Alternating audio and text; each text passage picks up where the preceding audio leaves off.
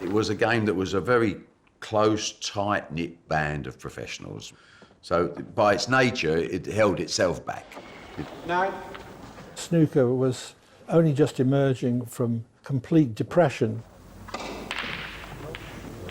We were stuck in the mould of really good players that made their living in working men's clubs, in holiday camps, doing exhibitions. Settle down, please, gentlemen. All of a sudden, somebody come out of the blue who dragged the image of the game up by the scruff of the neck. The maverick of all mavericks appeared, and that was Alex Hurricane Higgins. There's no doubt about it, I'm the greatest at present. And probably for as long as I want to be.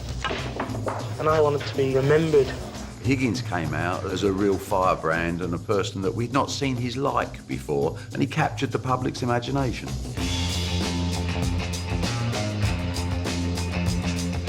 He was just that little bit of stardust that the game needed. Without Alex Higgins, snooker wouldn't be as popular as it is. That's what made snooker watchable, and I think that's why you need mavericks in the game. If I was to play you know, well, you'd just have no chance. I'd just be sitting there waiting to pounce.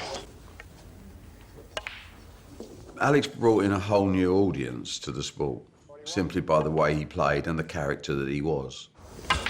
When he is playing, he is incomparable. No one else has ever made 100 break that snooker dream so quickly, with such panache. Well, to me, he was my idol. As a snooker player, he played the game different to anybody else. Champions used to be thought remarkable if they could make 100 break in 10 minutes. The Hurricane can do it in less than 3 minutes.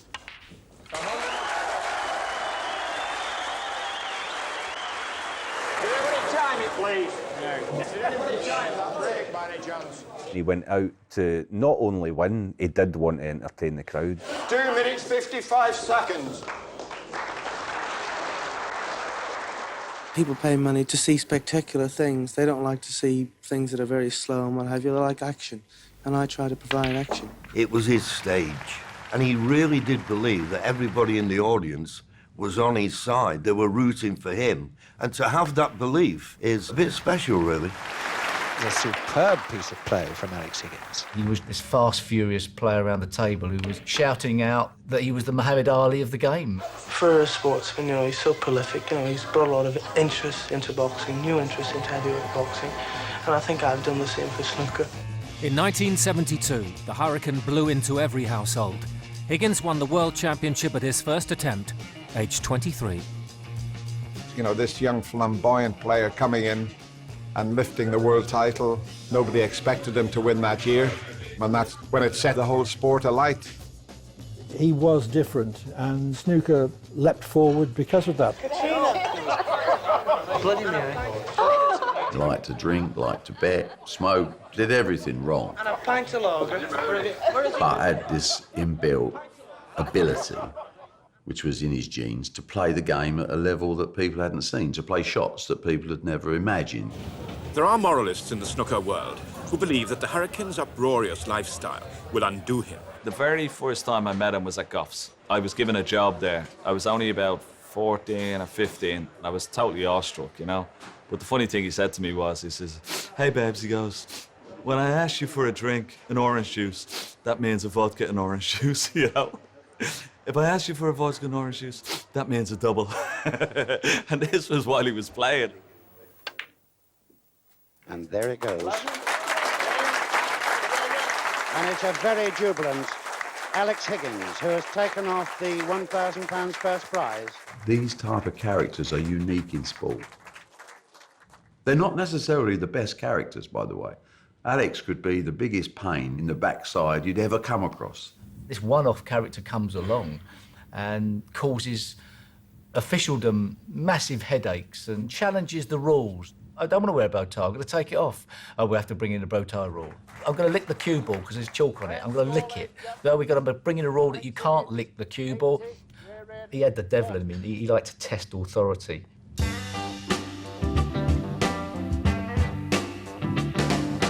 If you want my loving. This is the thing about Mavericks. They do things that can't really happen. When he won the World Title for the second time, there was no way his game was strong enough to win. but he went to a level within inside himself that people don't ever visit. It was as close to a sporting miracle as you can get, and only people of his ability and his nerve could actually do it. We all remember his daughter coming out and he was crying and they were all bubbling. It was the most romantic triumph. Higgins' second world title, a decade after his first.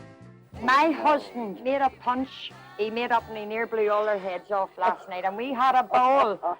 He fulfilled the wish of his life.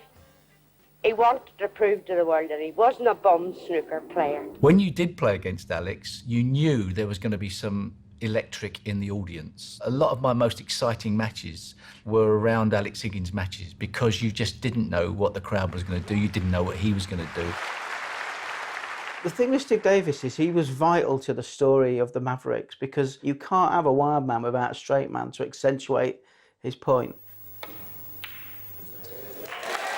And that's it, and what a memorable final this has been. Steve Davis come along, who everybody immediately took a dislike to because he won everything. And was a little bit aloof for me. For years, I thought he could only speak at press conferences. You probably know you're odds-on champion to win this title now. Odds-on champion, that's a good one. Odds-on favourite to win the championship. When we talk about the real Maverick is something in their genes that they can't even help themselves. Steve was the opposite. Steve was a robot. Fabulous shot. And this is the first 147 break on television. There it is! Beautiful! 147! Absolutely magnificent break. When he was winning all the time, people got fed up with it. In the last couple of frames, sort of split the crowd. Well, 70-30 perhaps. That's a pretty good split for me. I remember Steve walking into arenas and people would boo him as he walked in. And he'd say to me, "Why are they booing me, Barry? I'm a good player. Why do they boo me?" I said, "Because you win everything." That's quite contrary to what the British public like. We like the underdog. Steve was never the underdog. He said, "This is the price you're paying." My son Jordan, he's got a Steve Davis snooker table, which done my head in when I had to buy that. They didn't get on. I think Alex once said he hated him. You know, he didn't like Steve Davis at all. You'll have to bring out an Alex Higgins table, won't you? Yeah, well, I mean, I suppose they've got to learn on something, huh? The rivalry between him and Davis was just fascinating during the 80s, and that led a lot to viewership going up and up and up, and just wanting to see what the next encounter would be like.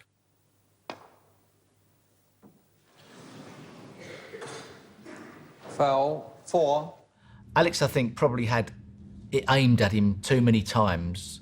Why couldn't he be more like me? I've got another world championship in me. It's just a case of getting down to 10 odds on that green thing over there.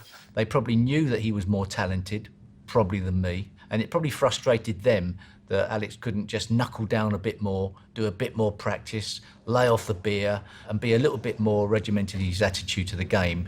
Foul stroke 5. It's down to him. The ability is not the thing in question. If he's prepared to work harder than he's ever worked before, then that's not the end of the road. He probably had my name thrust down his throat far too many times, and therefore learned not necessarily to hate me, because we didn't really know each other, but to hate what I stood for. Foul. Snooker players improve from the age of 40. Alex Higgins 6. It's not a case that they don't improve. I think it's the very fact that we've got a far, far busier schedule. This is a celebration rink. Well, Alex Higgins coming to the table. I don't quite know why. 83 points behind with only 13 on the table, but it's his prerogative. I don't like pills. In fact, the association doesn't allow you to take pills.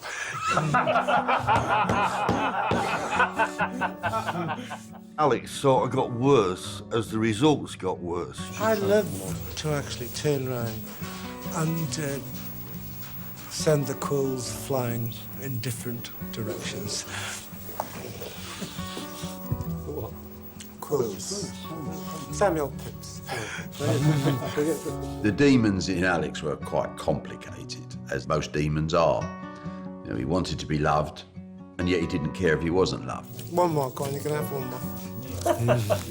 With all this ability locked in one man's brain, he was never satisfied with his performance. The snooker table is the best way that I can express myself. If we go back to the public and what they think of me, I think that speaks for itself. I can't produce smiles. He loved the adulation, he hated the publicity. He was a mixture of contrasts right the way through. And as such, you know, he turned, of course, to normal weaknesses. You know, he would drink too much, he would gamble too much. Just let me wet my lips. Yeah. He just wanted you in a two-shot. I'll just have a sip. He wanted that adrenaline rush 24/7. And somehow he had to create that adrenaline rush. Just playing sometimes wasn't enough. And that was his real big demon, I think. Are you going to be a good boy from now on? Why don't I'll just have to take one at a time. Snooker star Alex Higgins has been charged with being drunk and disorderly in Cheshire. Seriously, though, you do seem to get into situations that nobody else does, don't you? Yes, well, what can one say? Alex Higgins had some explaining to do after sporting a black eye during a televised snooker match. We had a disagreement, and it was settled amicably. You know, Higgins was his own man. That's amicably, is it? Yeah. What do you want to see the other fella? Unfortunately, he was his own worst enemy. Alex Higgins emerged from a Manchester police station after talking to 2 police officers from Preston for an hour. Falling out of windows and getting into scrapes. A TV was thrown through a bedroom window, and it took 3 policemen to hold him down. How he got in some of the situations he did, I'll never know. A police statement said he'd been interviewed regarding offences of assault and criminal damage. Tonight, somewhat eccentrically dressed at his home, he came out to meet the encamped media. That's the price of fame, though, isn't it? Anybody who's well known on television gets that same problem. This is very... could be my solicitor. Well, it is, but I think I'm a special case. Business going well. Send more money. And there was the incident where he did the drugs test after his match. Everything was going well, and for some reason he was unhappy that he was asked to do it, and he decided to throw it against the wall. And went everywhere, all over him and the officials, the doctor, covered in it. And that's not much fun, is it? If I knew you were coming out of bake the cake, bake the cake, bake the cake. If I knew you were coming out of bake the cake, cake, cake, cake, cake. The 80s was massive for the game. Snooker was actually more popular than football. Barry Hearn was the first super manager of the game. The players this year really worked very hard, and I think it's been an enormous success. Whilst I always loved the credit, at the end of the day, the talent is the king. I never had any technique. I just learnt to play myself just by potting balls. I was a snooker hero, people's champion, crack addict. Oh, yeah, Jimmy had every weakness known to man.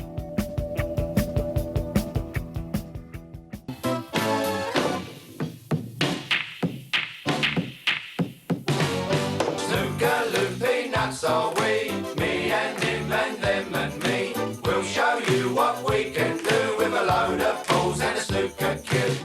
The 80s was massive for the game. We were household names. Pop the reds then, screw back for the yellow, green, brown, blue, pink and black. We all did feel like we were minor rock stars. And of course, my management, Matchroom, Barry Hearn, was the first person to become the first super manager of the game, I suppose. I'm a maverick in my own world. I've got the discipline and the sustainability alongside the flair. When I look at sport, I look at it a way that perhaps other people haven't looked at it. His manager and all said, that ball man had helped him make his mind up. Now he don't care who wins this year, because he's got the rest of us signed up. The famous 8, the Matchroom mob. He's got them all signed up, hasn't he? He's got more pound notes than the Queen, he's got the soldiers. Those days were unbelievable, and a lot of that was down to Barry. He had 8 of the top 10 players in the world at the time. I needed something that attracted the media. I needed something that pushed the TV ratings through the roof. I needed a story. I thought there must be a bunch of geezers on the road like we are. You take the mickey out of each other. But we didn't know too much about them personally, so there again, we rang up Barry and he gave us all the information. We sat down in a room one day and said, let's everyone have a role. I'm not going to change your personality. I just want to bring it out a little bit more into the public domain. Dennis Taylor, you're a funny guy. You're Irish. You tell jokes all the time. My bongles, and nowadays he puts a Terry Griffiths, you're Welsh. You can sing to yourself at the table and comb your hair a lot. Well, I have sung in a choir when I was very young, about 50 years ago. Steve, you're going to be the boring one. I don't want a smile on your face.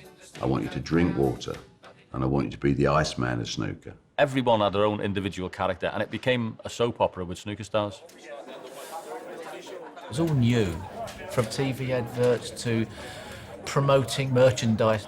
You felt like a superstar. We're treated like kings out here, especially Thailand, and now Hong Kong's coming up to it as well. The growth of the game has gone so fast. Every year seems to get better, and the players this year have really worked very hard, and I think it's been an enormous success. Whilst I always love the credit, at the end of the day, the talent is the king. Hearn didn't have the monopoly. His man-made band of brothers was supplemented by some unique characters. Young girls like Kirk Stevens, women that didn't go into snooker halls, suddenly watch snooker. Flamboyant, wore white suits, good-looking kid, unfortunately had a bit of a cocaine addiction. We were in India once playing in a tournament, and I don't know what substances Kirk was on at the time, but we couldn't get him out of his room for 2 days. I wouldn't do that. Bill Werbenick would drink 6 pints of lager at 9:30 in the morning, knowing that he was starting at 10:30. We spent most of the matches with Bill Werbenick gambling on how many times he would go to the toilet. Very funny guy. Bill, you've given the snooker place plenty to write about in the last year, both as a player and a drinker. Tony knows he loved himself so much if he was a bar of chocolate, he'd have eaten himself. There was an article in the newspaper where he said that he dressed up in his girlfriend's underwear. I played Tony Knowles, was a ranking event, and when Tony came out, someone threw like a garter or a suspender belt down from the back row onto the table. I'll never forget it. It was truly the most embarrassing, cringeworthy thing ever. And he couldn't pot a ball, Knowlesy. I felt so sorry for him. It all peaked in 1985, when 19 million, and quite a few in Ireland, watched Dennis Taylor beat Steve Davis. The British public couldn't get enough of snooker. In fact, for a time, snooker was actually more popular than football. And yet, the man who triggered the snooker revolution was now becoming an outsider. The maverick that I took a punt on was probably Alex Higgins, but I never managed him. He was too much of a maverick for even for me to try and control. Whatever can be said about Barry Hearn, he's done very well for his Matchroom team. At one stage, I think probably Alex felt that he was living in the shadow of players who were managed by Barry Hearn. Good morning. Because he felt that we had an advantage, so I think even that was a pressure on him. But of course, it was hard to manage Alex, because you couldn't guarantee he was going to turn up for an exhibition. If I'm tainted or called the black sheep, if you can market a white one, surely you can market a black one, because after all, it's the man in the street that buys most of the products, and the man in the street likes his people's champion. How long would you be doing this for a match? Say half an hour, 3/4 of an hour. Whereas everybody thought that Alex was possibly the people's champion, I always felt that Jimmy was the one, more so. At the early stages, even when you were an amateur, you had the reputation of being a bit of a rebel. Yeah. Was that a bit harsh? Were you rebellious? Not really, I just think, I don't think I was a rebel or whatever. I enjoy myself, that's about it. I'm not a rebel.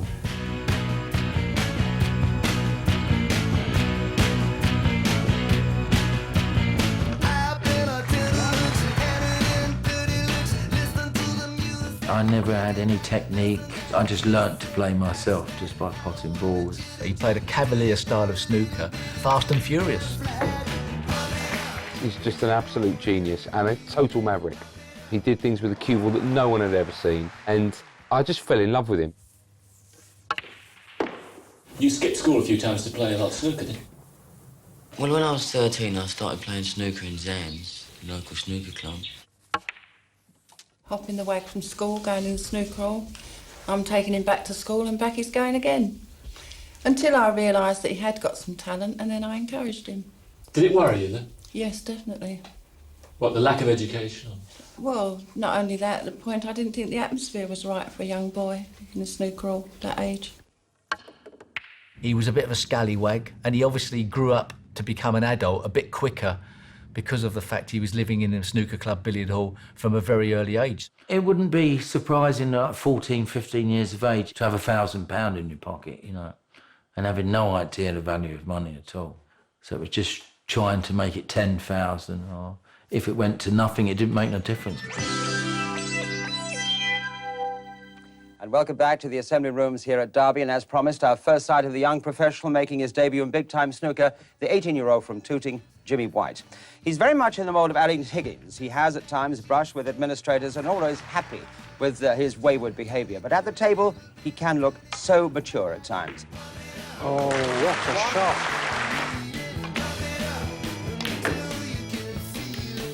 So Jimmy White pulls it off. His very first world ranking tournament win, he beats Cliff Thorburn by 13 points to 12. A brilliant shot maker, a brilliant break builder, natural flair, but not a winning machine. Being so popular put more pressure on him in a way, in certainly the big events. What do you think you've got to do now to become like Steve Davis? Have you got to become more like Steve Davis? You know, we play different styles. I don't think I want to be like Steve Davis. I just want to play my own game and win. I think this might be a plant double. Oh, the other red got in the way. I'd have won so many more tournaments if I'd have pulled the reins in a bit, but I used to like to go for my shots because that was the buzz that I got. I still go for far too many now, but that's what turned me on playing the game. That was my thrill. He needs to control his game, stop taking on the shots where he knows he's only got a half chance of scoring. And it's no secret he likes to enjoy himself. He's got to discipline as well. Well, yeah. We all like to enjoy ourselves, don't we? Certainly the most astounding story is that after his brother died, that Jimmy and a few of his friends took his brother's corpse out on the town for a night out because it's what he would have wanted. The snooker star Jimmy White's been cautioned for possession of cocaine after playing an exhibition match in Lancashire. I was getting a lot of attention, getting a lot of money, having a lot of fun. Police were called to a disturbance at his hotel following the game with Alex Higgins earlier this year. He wrote in his recent autobiography, "I was a snooker hero, people's champion, crack addict." Were you aware of the last one at the time? Oh, yeah, Jimmy had every weakness known to man. He's one of the game's most famous faces and about to be questioned about a drugs offence. He was vulnerable. The vulnerability of Alex Higgins and Jimmy White is what makes them so attractive. It's not the first time the whirlwind has found himself in trouble with the law. He's admitted a life of excess and was once convicted of drink driving. Someone once said Jimmy spent all his money on drugs and alcohol and partying, and the rest he just wasted. If Jimmy hadn't have been a party animal back then in those days, he'd have definitely won the World Championship. Sadly, Jimmy will be remembered as being the greatest player never to have lifted the world title. I still get people come up to me now, you know, and they're devastated, but once they shake my hand and I sort of reassure them, you know, that there's worse things happening in life and we're all right.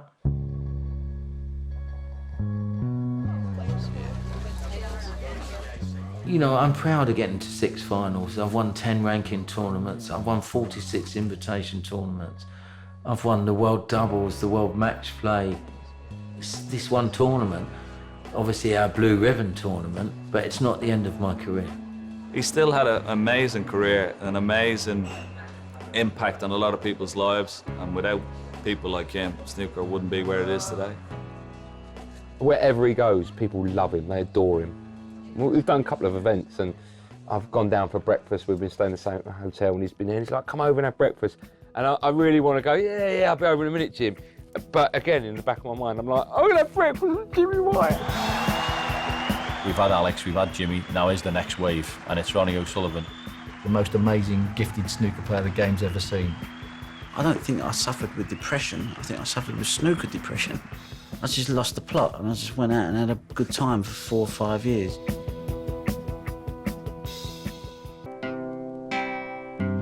Well, obviously I want to emulate Steve Davis, to be #1 and be world champion. He's done everything that can be done at snooker.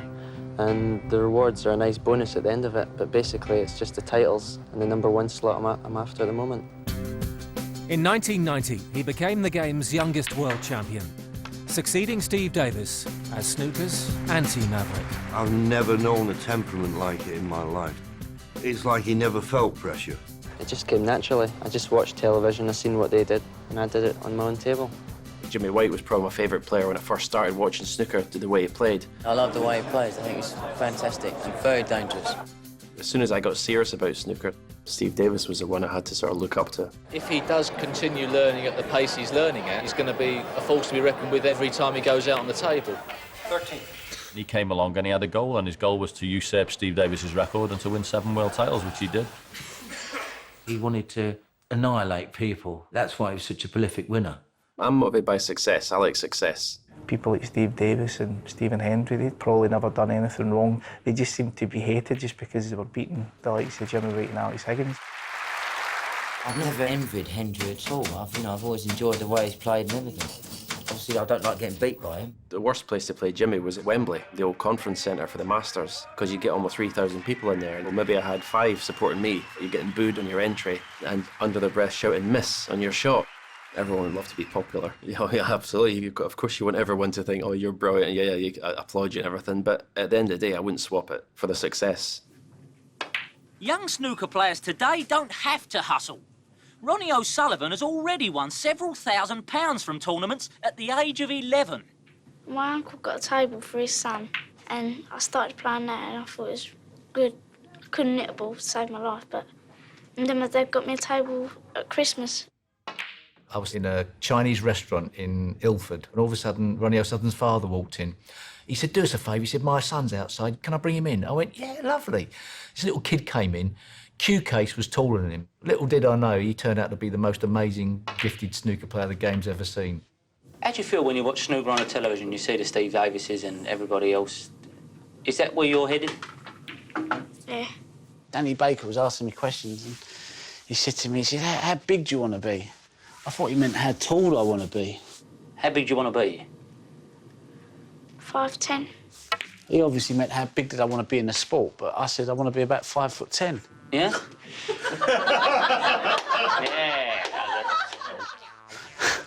I just remember everyone laughing. I thought, what are they laughing at?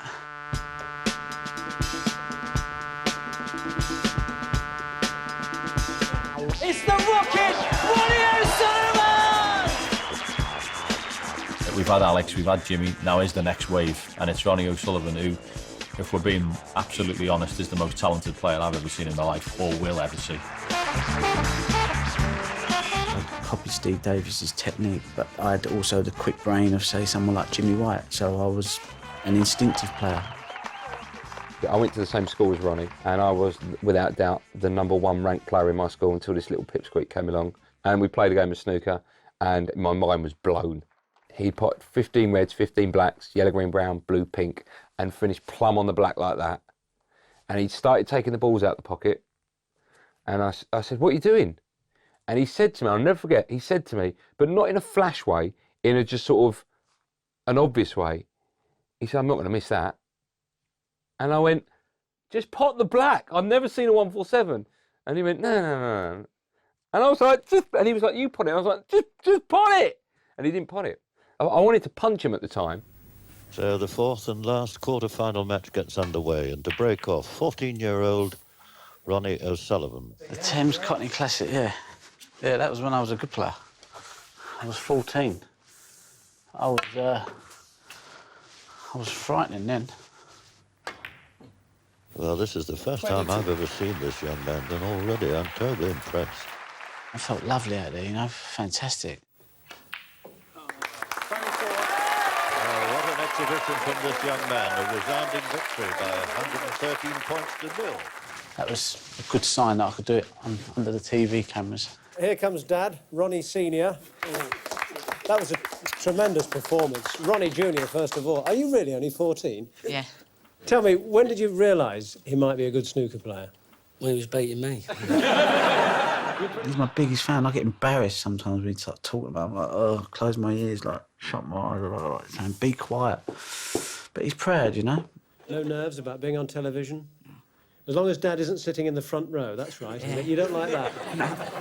So Dad knows his place, and you certainly seem to know yours, Ronnie. Well done. Thanks.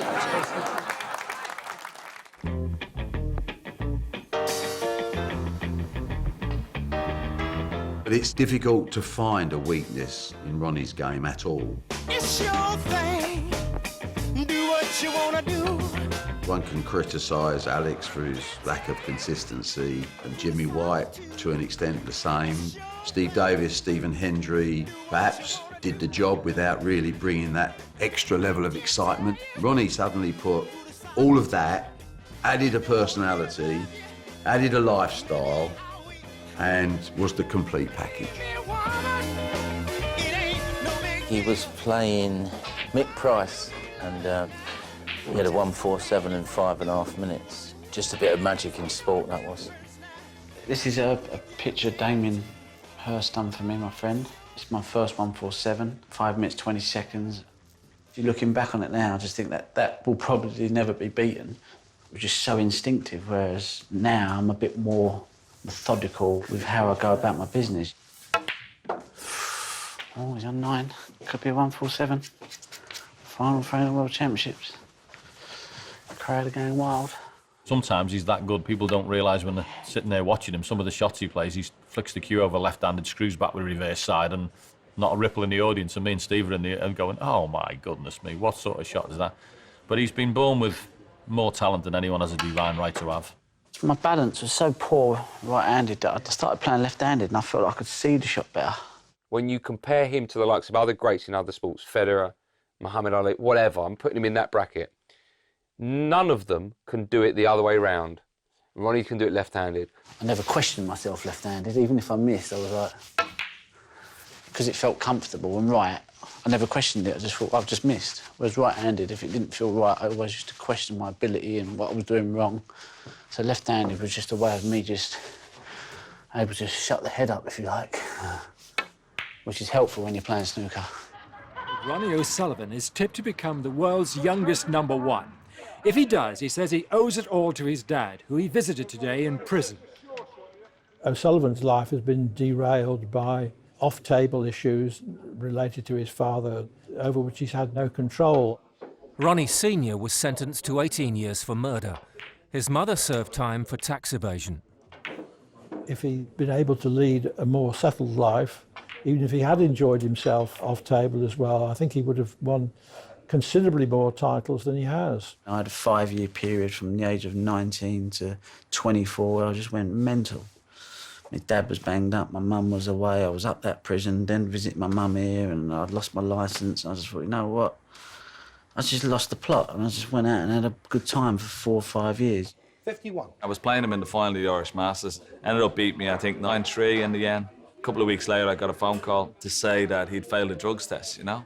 He was smoking marijuana. But the good news was they were going to give me the winner's check. So I was quite delighted about that because it was about 60,000 euros.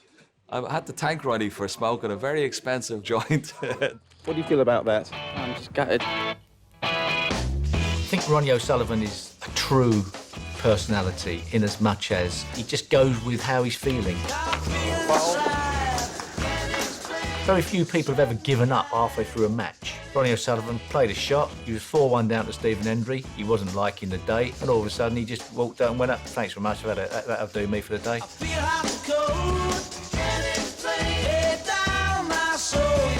I don't think I suffered with depression, I think I suffered with snooker depression. And I just didn't know how to deal with it, I just didn't know where I could find that equal balance of being happy and still being driven. So Ronnie quit playing altogether, taking an 11-month sabbatical that ended with a return to Sheffield and a 5th world title. To come back and go straight into the swim of it at the Crucible and to win was just a phenomenal performance, which showed the amount of talent he had. It also showed the fact, away from it, he's a lot more dedicated than people think. I mean, Ronnie puts plenty of hours in the practice table, and when you put that together with his talent, it's a pretty lethal combination. He's still the biggest name in the game, and he still draws the biggest crowds and the biggest attention. When he's confident and he's at peace, there's no one can beat him. For me, he's the greatest player, not because he's won all those tournaments multiple times, it's the way he's done it. He's done it in a way only other players could envy. He is a true genius and a maverick of the game, and I don't think we'll ever see his like again. And the biggest love of my life is my snooker. I've never been so emotionally ingrained in something, a person, an object, anything. like I have been with snooker. Do you know what I'm saying?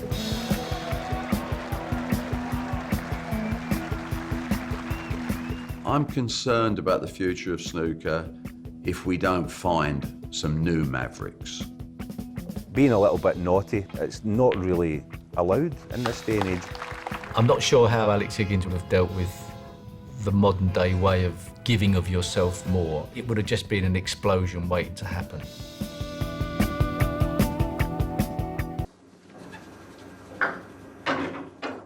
I'm concerned about the future of snooker if we don't find some new Mavericks. They're getting harder and harder to find. It's like a pearl at the bottom of the ocean. Unfortunately, it's a bit of a sterile world now we live in, not only in snooker, but in most things where you kind of have to behave to a certain level. Being a little bit naughty, it's not really allowed in this day and age.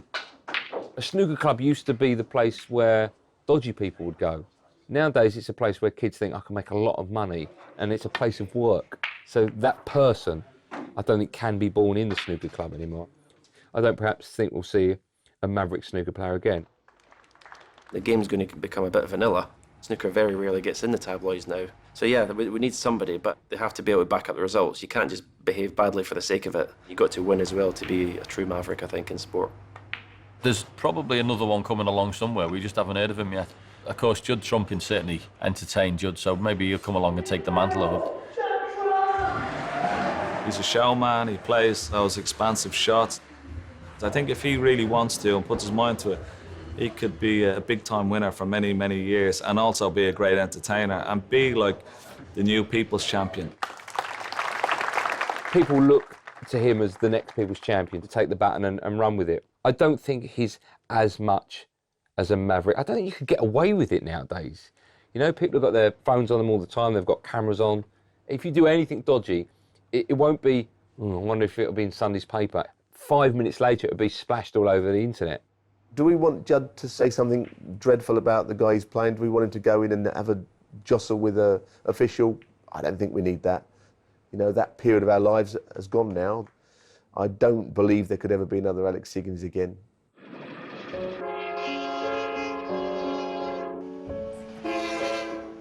I'm not sure how Alex Higgins would have dealt with the modern day way of giving of yourself more. It would have just been an explosion waiting to happen. The bane of his life would be phones. I mean, people's phones would drive him absolutely mad. Can have a selfie for this, could have that. I mean, you imagine him going out now, there'd be murder every night. Alex would have been a different character. He'd have been explosive. Just throwing bombs all over the place and seeing what happened. As someone once said, there's no such thing as bad publicity. Anything that gets the sport, the game, the personality out there that attracts interest automatically attracts ratings, automatically attracts sponsors. And for that, you need your flag bearers. And sometimes you'd like to hit them on the head with the flag. He did single-handedly drag the image of the game up by the scruff of the neck. And while we all go, oh, it was a bad image, it wasn't. For that respect, I think he deserves his place in the history, and we all owe him a debt of gratitude.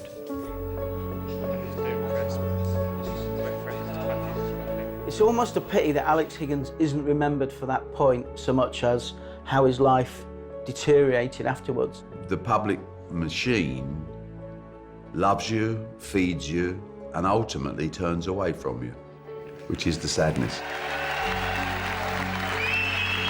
To see someone who's had such vitality and such a presence in an auditorium go the way he did was very sad. He didn't sort of look after himself, and he died of malnutrition.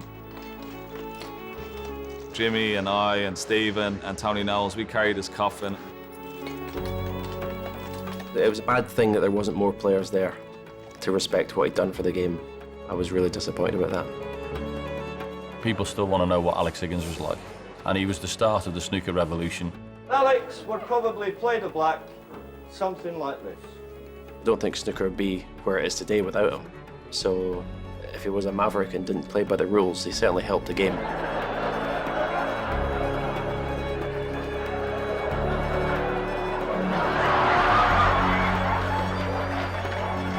He's still there, his legacy's still there, and the game owes him a massive debt.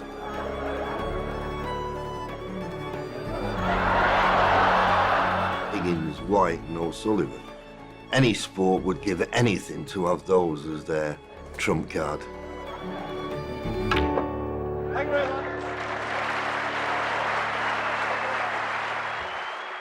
These were people that came out of normal society with an ability that people could relate to. And they weren't the winning machines, and they were flawed as personalities, of course, because they were unique and they lived on the edge. The winning machine was Steve Davis, a maverick in his own way, because there's left field mavericks as well. You know, a maverick that was famous for being boring. That is an achievement in excellence.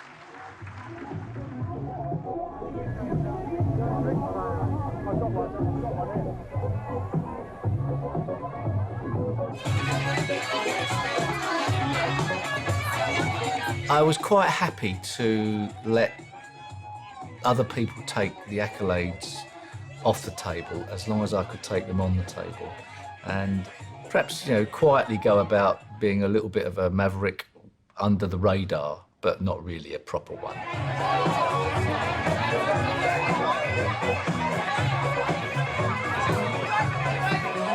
I didn't expect to see Steve Davis tonight. It's been interesting. I was quite surprised, but I mean, it's pretty cool. I didn't even know he was a DJ, but he's better than DJing than he was at snooker. He plays soul, he plays disco, he plays everything. He's got an amazing record collection and a huge knowledge of music.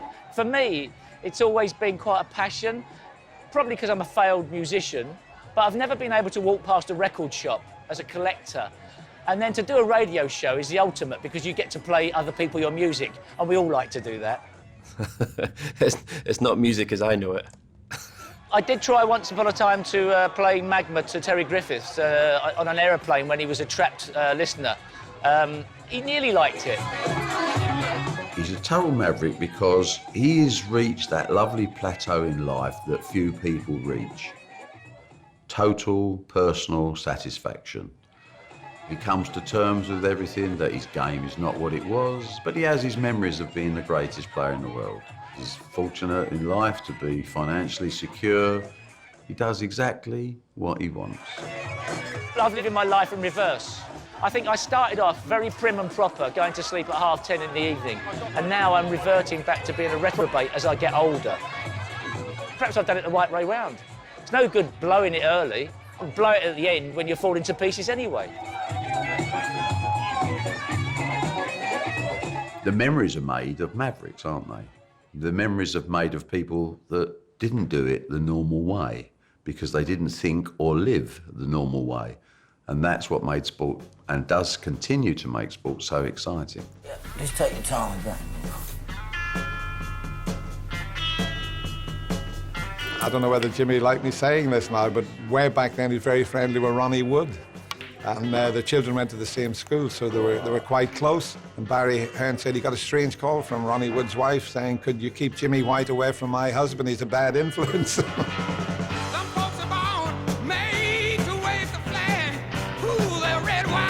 In my snooker room, I've got predominantly Alex Higgins pictures all over it, but I have one of George Best as well. So Alex came down to practice with me one year. He got up and started looking around the room at the pictures. So I pointed to one with George Best. I said, "There's an old friend of yours." And he goes, "Oh, Georgie Best," he goes. "What a waste."